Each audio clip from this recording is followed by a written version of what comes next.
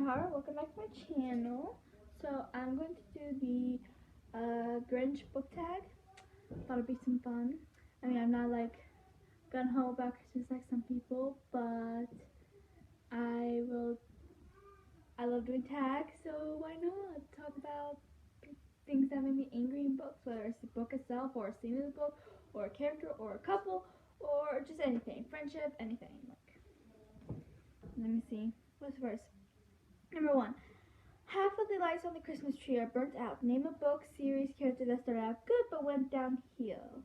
So I went with character because I couldn't actually think of a series that I began not liking. I mean, there's still some series I haven't read and some that I haven't finished. But as of right now, there's no series that I feel like just went downhill. Not really. So I guess. I mean, maybe a little bit, but I still liked it. But anyways, I'm going with the character, and it's Melody Carter on the Monster High series. I'm just gonna grab the 4th book because that's the book when she wasn't as amazing as.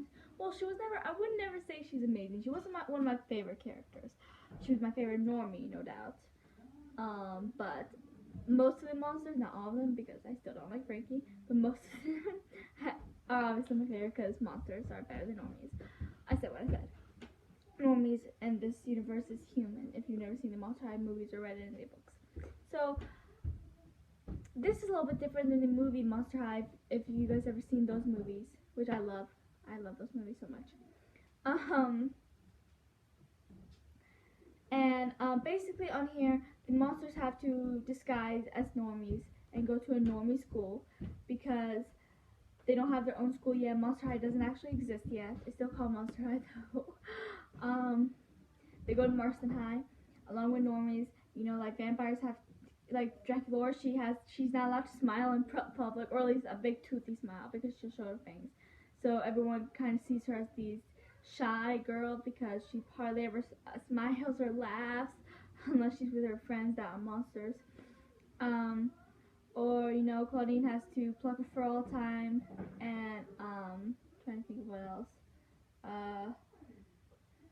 Dracula has to, I think she has to get tan sometimes, or at least, I think she uses makeup or something to make her skin look a little bit darker so it's not as pale. Frankie has to use makeup to look white instead of mint green. See, Laguna, I'm pretty sure has to use makeup too, because in the movies at least she's blue. It mentioned several times that Frankie is mint green, but I don't think it ever mentioned if Laguna is blue, but in the movies she is, so that's what I picture. So we're gonna go with it, and yeah. So yeah, they all have to be disguised and this and that. And so the first book, this is the 4th one, as you can probably tell.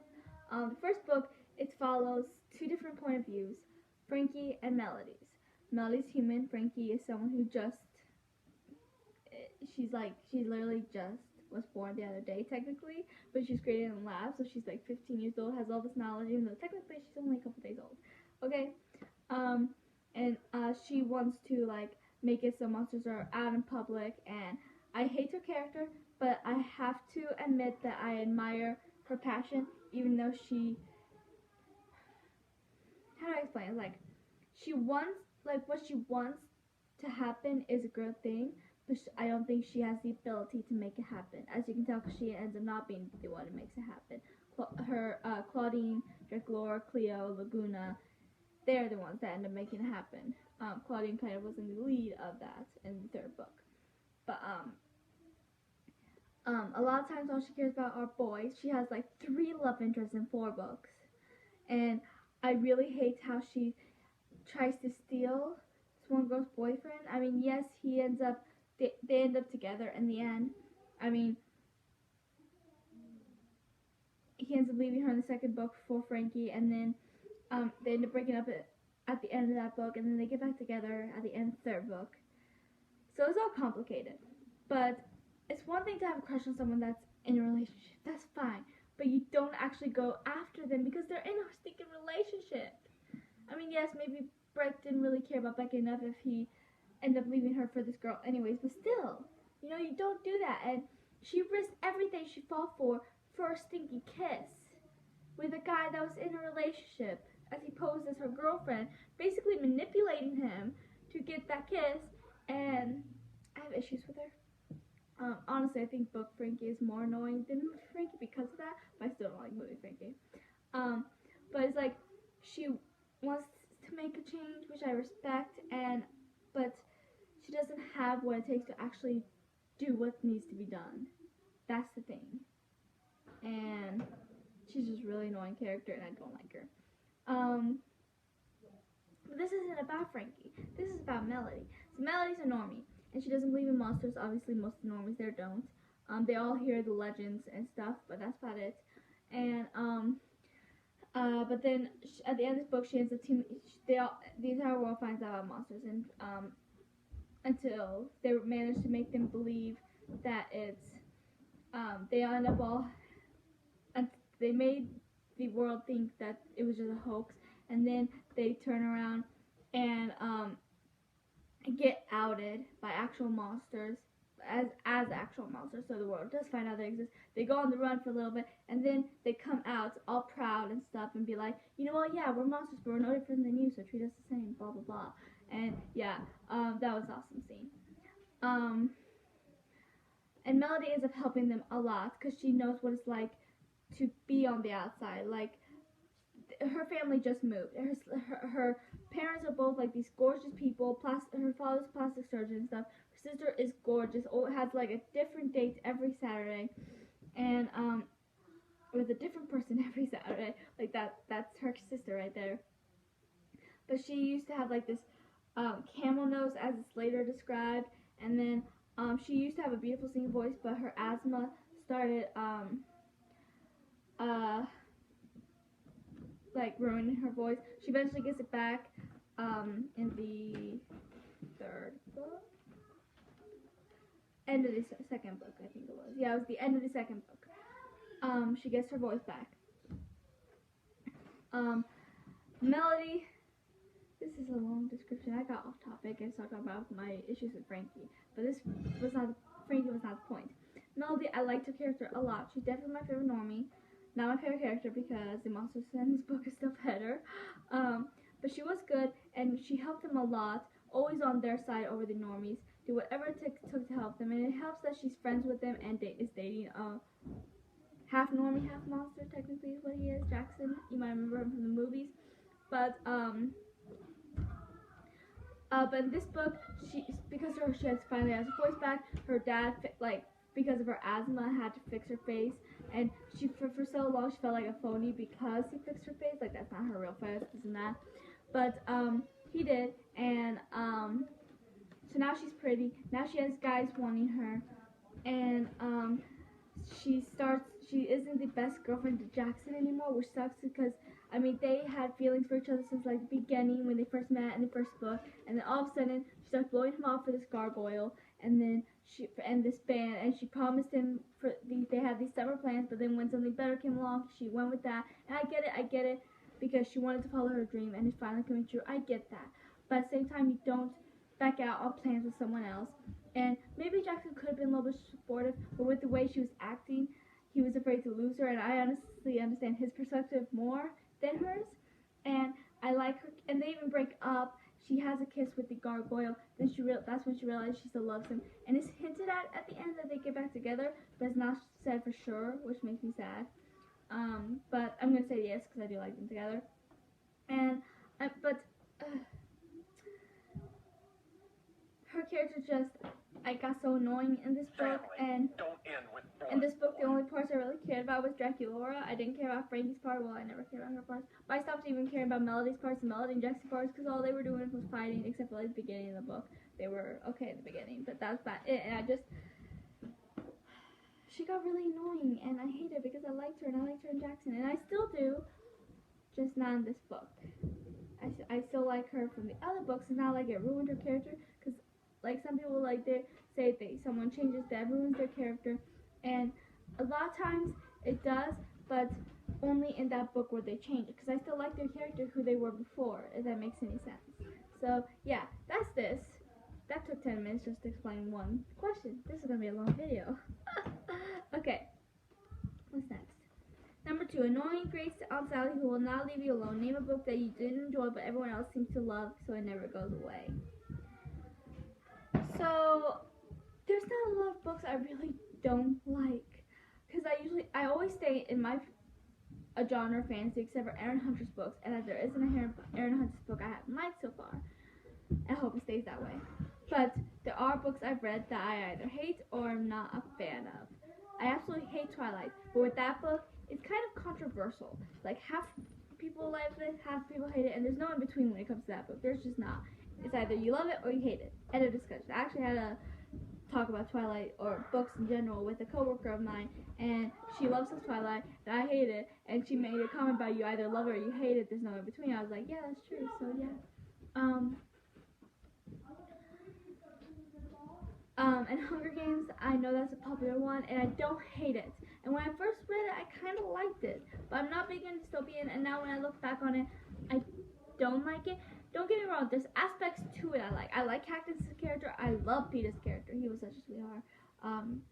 And I do like Candace and Peter together. I love the scene when Candace yells at the camera when the hospital was burning, and then she was like, and she was she was pointing to the hospital that was on fire, and then she's like, fire's catching, and if we burn, you burn too. I actually really like that scene. I do. Book and movie wise, I like that scene. That is a pretty amazing scene, and Candace is a good heroine. I think that's a little controversial too. I'm not sure, but yeah, I'm just not a fan of the Hunger Games. Maybe because I'm not a big fan of dystopian. I mean, that's why I don't really watch or read Divergent anymore. I mean, that one I liked more than the Hunger Games, and I like Tris. I like Tris and 4, but I'm just not big in dystopian. I'm fantasy for like 98. Except for Aaron Hunter's books. That's like really all I care about, to be honest. I care about magic and creatures, witches, vampires, all of it, magic itself. Anything magical is my thing. And yeah, as you can tell, if you probably knew what any of my books were about, then you probably saw the titles, saw the covers, you'd probably be like, yep, she's a fantasy girl, because I am. So yeah, let's move on. Number 3, your pets keep knocking over the Christmas decorations. Name a character that kept messing things up for everyone. So, okay, where is the book? I'm actually in the middle of this book, in the first book. So, it's in my bedroom. I'm not going to walk all the way over there. So, I'm going to grab the second book. Right here. This is the second book to the Stormmakers trilogy. So, there will be reviews to it soon since I am rereading it. But I mentioned before, quite recently, that this is the only series I've ever read where I did not like the main characters at all, none of them. I mean, Dorothea is like the main character in the first book, but I also consider Rexy and Cato main characters because they are on just about every chapter. This book, the first book was in Dorothea's point of view, this one was Rexy's.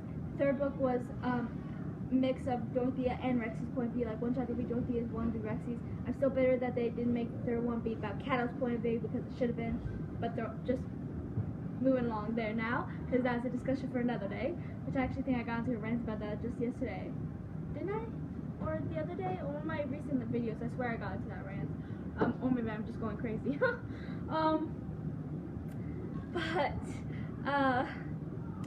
Dorothea she's the reason why everything's a mess in the first place, and she basically has to fix her own wish. To be fair, she was technically tricked into making a wish. This sorceress or evil witch or something, Grizz, ends up masquerading as a little girl and gets her to make a wish. And she makes this wish, and it basically breaks the rules of fairy tale. And the rules of fairy tale are just broken all around the realm.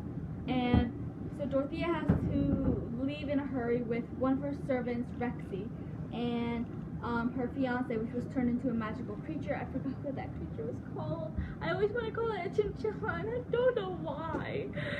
I think it's pronounced somewhere similar. You don't even find out what type of creature he is until later on. Why am I looking at this book? I don't know. Okay. Yeah, I have no idea. I don't remember what he's called. I don't know why I'm looking at this book because I don't even remember if it's mentioned in this book. Okay. But yeah. But so I did not like Dorothea, Cato, or Rexy at the beginning of this book. I didn't like any of them for different reasons.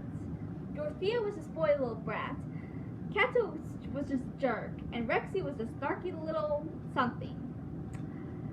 Yeah, so I had issues with all of them. Dorothea and Cato grew on me a lot, especially Cato. I ended up loving him a lot. Dorothea grew on me just not as much as Cato. Rexy, on the other hand, she grew on me a little bit. She wasn't as infuriating, but she was still extremely annoying and selfish. And yes, she calls Dorothea selfish a lot, because Dorothea was selfish in the first book. She didn't take, she kept blaming everyone else for the reason why everything was a mess, and she was a spoiled brat, and this and that, but honestly, Rexy's not much better. Rexy's no better than Dorothea, and yes, she wants to call Dorothea out on the way she behaves. Yeah, way to go. You're doing the exact same thing that you hated Dorothea for, but oh well. So yeah, Dorothea broke the rules. There's a lot to be angry about at the beginning of this book. To be honest, at the first book, even though in the end I think that's my favorite. Probably because like later on in the book it gets really interesting and really good, and I'm no longer infuriating. Like I'm starting to like Dorothea and Cato, and we're just gonna ignore Rexy right now, and their relationship evolves and it's really beautiful and lovely. But then they made the second book into Rexy's point of view, and I have to follow that little twerp around for a while, and then the third book I have to follow her around for half the book because the other half is about Dorothea, which I was okay with since I had begun liking her at that point. I just really think there should be a book in Cato's point of view, because he was also a main character. I don't care what anyone says, he's a main character. And he should have had his own book that was his point of view, just like Dorothea and Rexy had. That would have been amazing. They all three would have gotten their own point of view. But no, they had to make more Rexy, and I did that. Even if they did want to give Dorothea point of views again in the third book, I'm okay with that. Make it half Dorothea and half Cato, and make this one Cato too, and then there'd be no Rexy point of view. I have Rexy issues. She's annoying. But yeah, that's my little rant, and probably not my last one either for the video, so stay tuned. Okay, what's next? Whoa, okay. This is a question or prompt 4. You hear your parents putting out presents and learn Santa isn't real. Name a book you were spoiled for. So, there were TV shows I was spoiled for. There was, and I think you're allowed to say a TV show tag, because I was just watching one Grinch tag, and you could use a TV show tag. I keep hitting this light again, just like yesterday. Okay, moving on. I was spoiled for Bobby's death in Supernatural, season 7, because I think I was on season 5. I might be wrong, but for some reason I want to say I was on season 5, and both my sister and I were spoiled for it because I think she was around the same part as I am, or maybe a season ahead, but I know she wasn't at Bobby's death yet. Or maybe a season behind. I don't know. We were just both watching it around the same time, and my aunt was already way ahead. She's been watching a lot longer than us, and she asked if we got to the part where Bobby died yet, and then she spoiled it for us because we had not, and that made me really sad because I love Bobby's character. I still ended up crying when he actually died, but it was sad. And I still cry whenever I watch it. I can't watch it and not cry. It's just so sad, Bobby is everything, and I love him.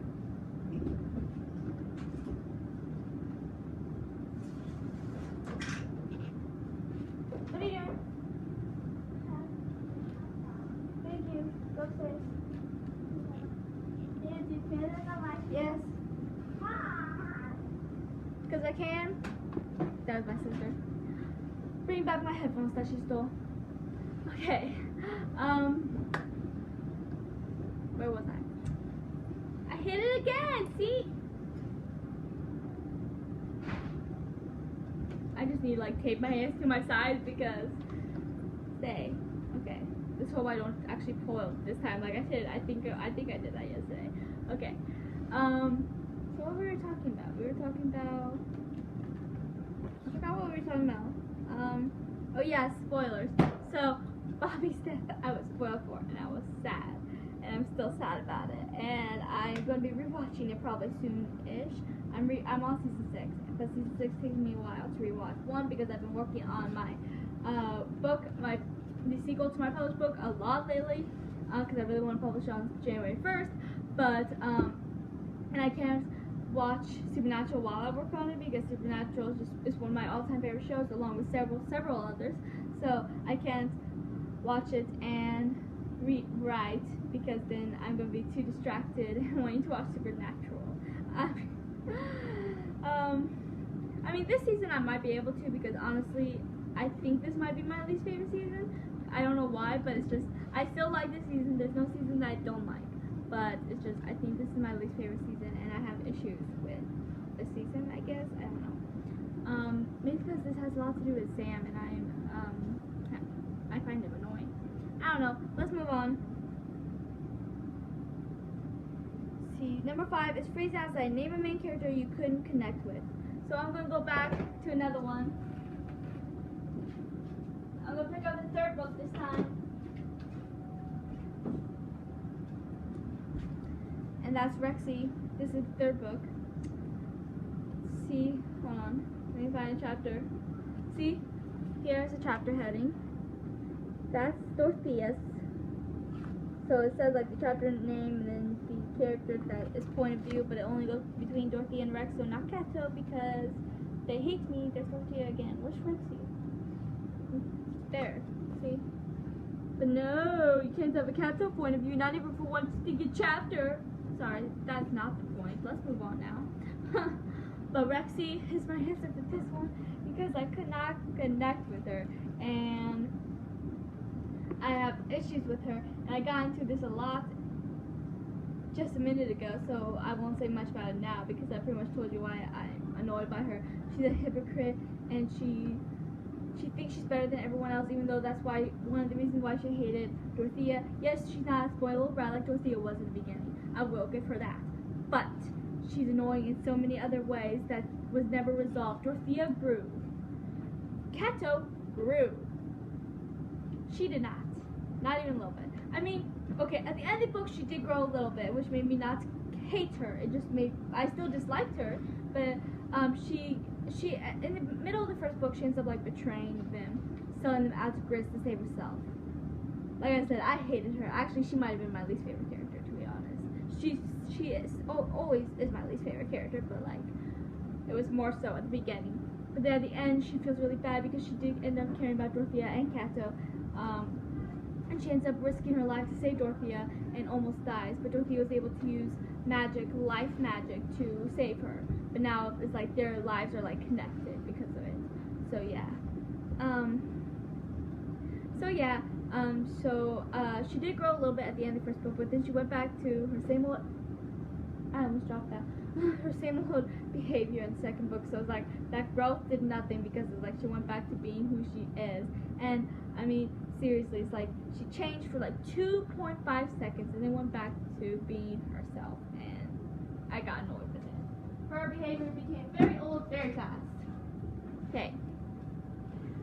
Number 6. Mariah Carey's All I Want for Christmas Is You, and it's giving you anti-romantic feels. Name a couple you couldn't stand. Okay, so I went into this brand a little bit yesterday, so I'm trying to make it short this time. I can't make you any promises, because every time I mention this character I end up in a rant. A long one at that, so this shall be fun. Nick and Mary, I mean, they were never together, but they both had feelings for each other, which was stressed in numerous occasions. They both had feelings for each other, Nick and Mary. Mary is a lot of things.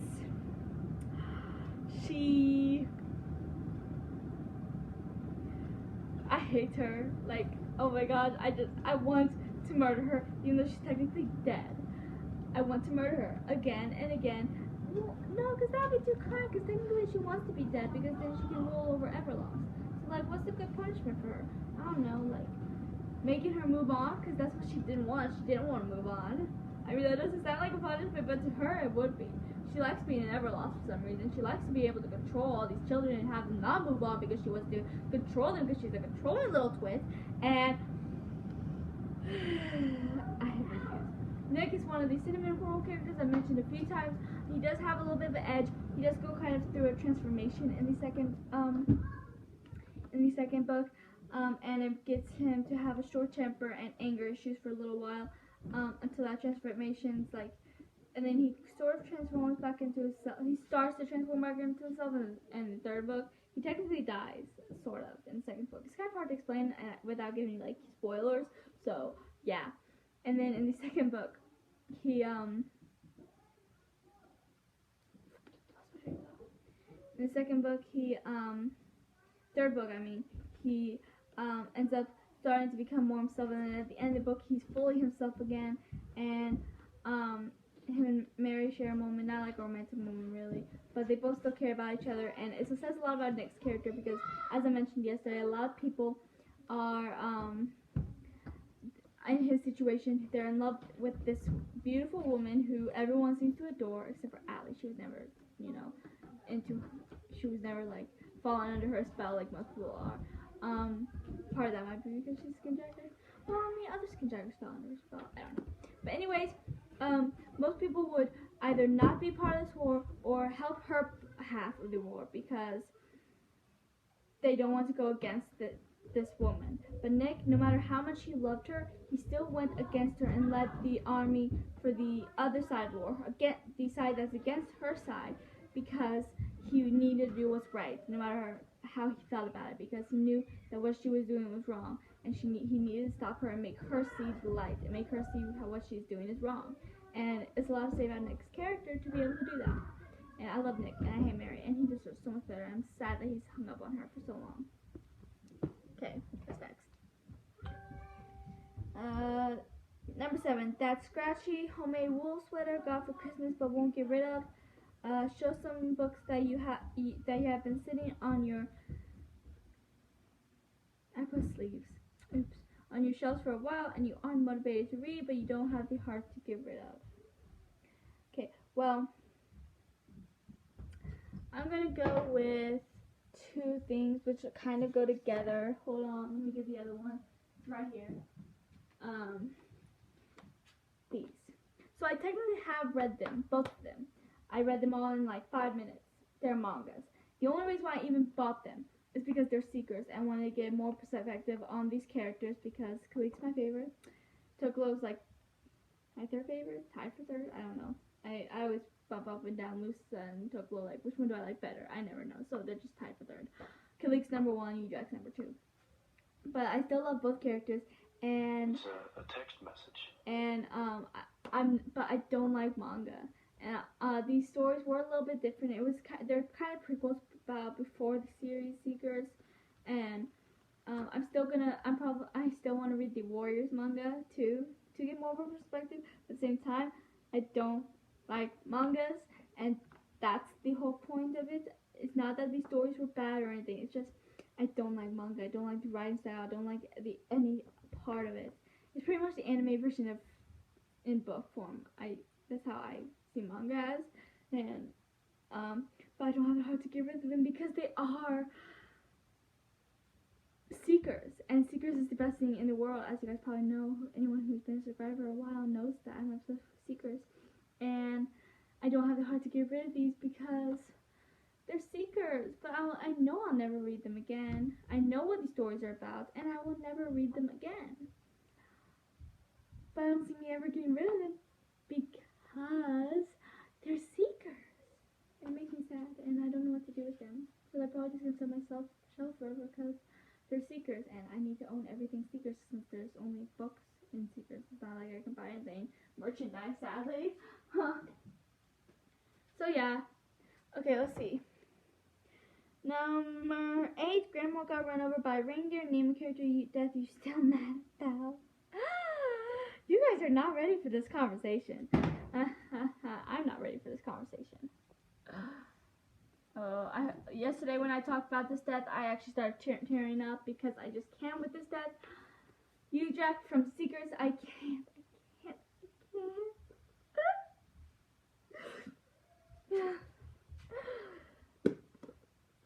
His death was so sad and it made me so angry because they wronged him in so many ways, and it's still messed up that they gave. I mentioned this yesterday too, but I'm gonna mention it again. He gave him. I mean, I can always consider him a main character because he was in just about every chapter, and he was part of the group, and he was one of their best friends. Yet they never show him on the cover of any of the books. And see this Kalik, who sent to I almost said to keep. What? No, this Kalik's brother. And Tokolo. Each one of them goes back and forth between their point of views. The three of them do. And Udrak never gives a point of view. But I still consider him a main character because he's Udrak and he has to be a main character. Sixth book comes and he gives his own point of view. Let me see if I can find the sixth book. It's right here somewhere. People 5. Spirits and Stars. That's the one, right? This is the sixth book of the first arc, right? Yeah. Yeah, it is. Okay. Let me see it.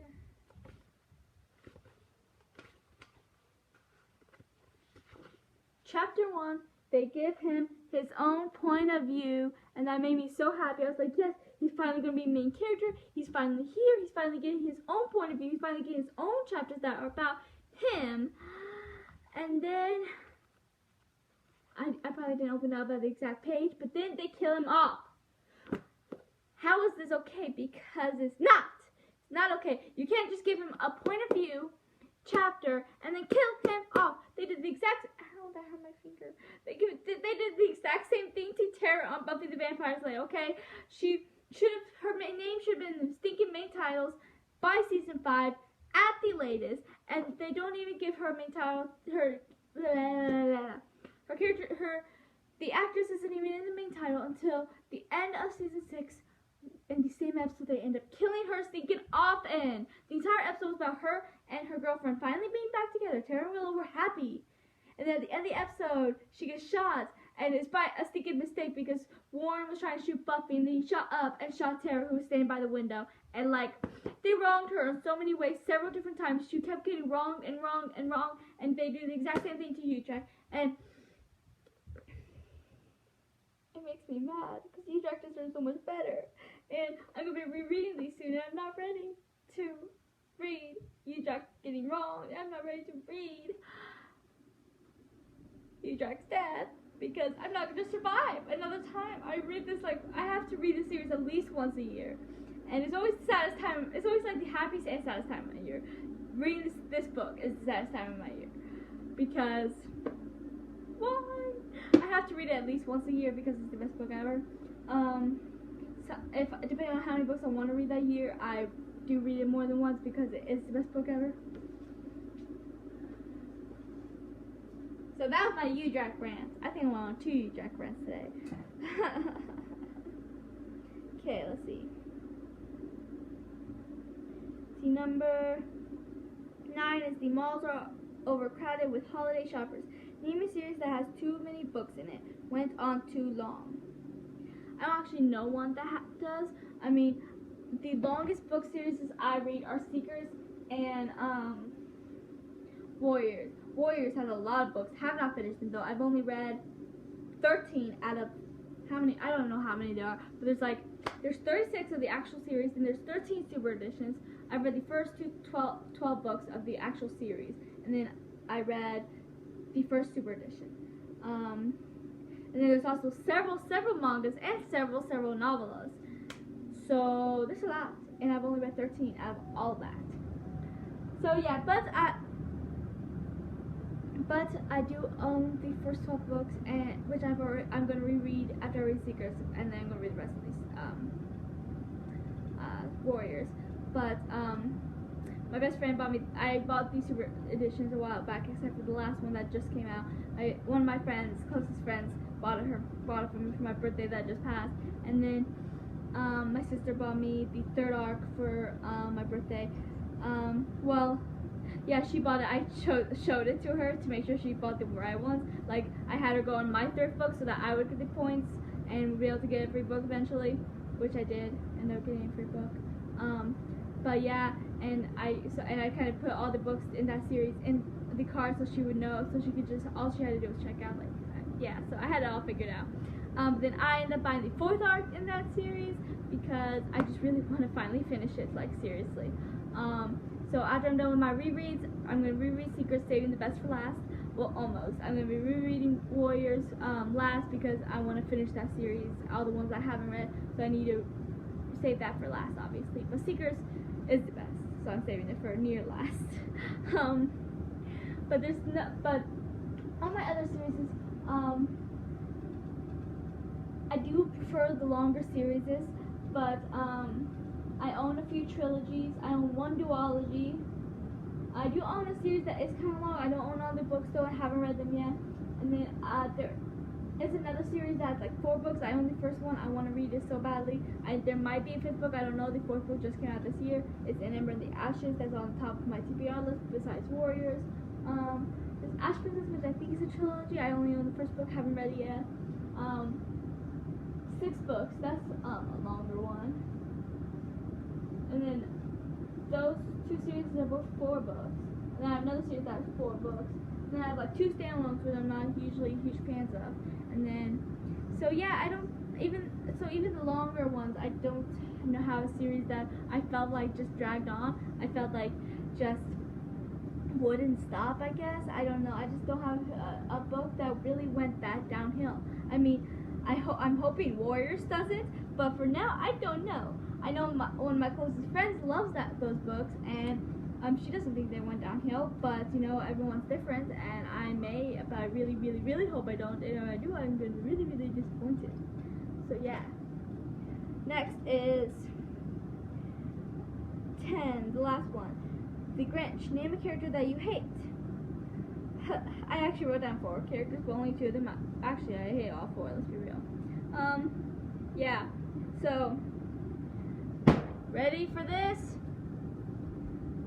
Frankenstein from Monster High, because she is awful. And I already went into a rant about why I don't like her, at least her book character. I didn't go on a rant about her movie character, but this is about her book character. So I'm gonna move on from that since I technically already did mention it when I was supposed to be talking about Bella de Carver. Oh well. See. Now yesterday I explained why I only have like the 3rd book and anymore because the first book was a 1 star, the 4th book was a 2 stars, and the 2nd book was like a 3 stars. This one was a 5 stars. This was the only one worth keeping out of all of them. Probably because it has to do with my favorite characters, and they're all like main points in this book, and that makes me happy. And I love the Wonderland parts of it, and like that's the best thing about the show and the books. But I hate Apple White. And maybe another reason why this one's my favorite is because she's not as big of a factor in this book, and that made me happy because I can't stand her. She's a selfish little twit, and she always says like, oh, I'm a goody-goody, and I'm doing everything for the best. I care about all these other people, but all you care about is your happily ever after. You don't care that Raven might end up having to poison you and being known as evil for the rest of your days. You don't care that Briar's gonna have to fall asleep for 100 years and wake up without any of her friends around her, and you don't care if anyone around you gets their happy ever after as long as you get yours. Don't tell me you care about them because you only care about yourself because you're selfish. I have Apple issues too.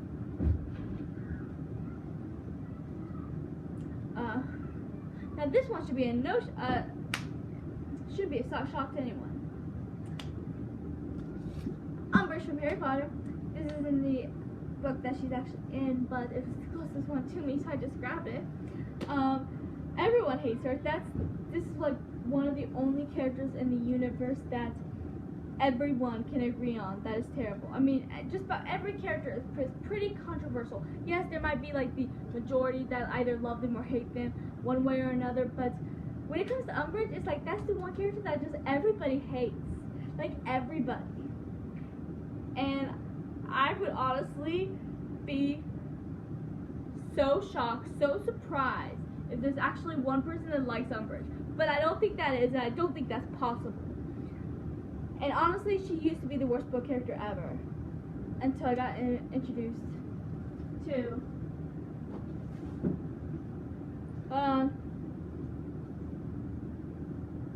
Crap! That makes me sad. I tore out one of the tabs and I don't know where it went. Crap. Well, when I reread it and I'll find if there's not a tab there, then I'll just tab it. Mary Hightower. And I've went on so many rants in the last few days about how much I hate her. Because I do. So I'm not gonna talk about how much I hate her because I went in rants in this video about why I hate her and how much I hate her. So yeah, please like and subscribe. So that's it for this video. Please like and subscribe and comment your answers or do this video, and I would love to see it.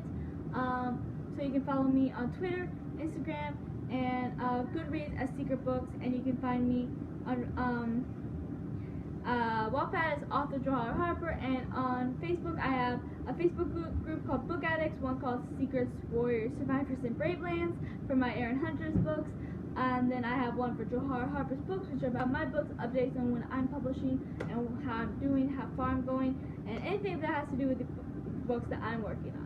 So yeah, so that's it for this video, and I'll see you guys later.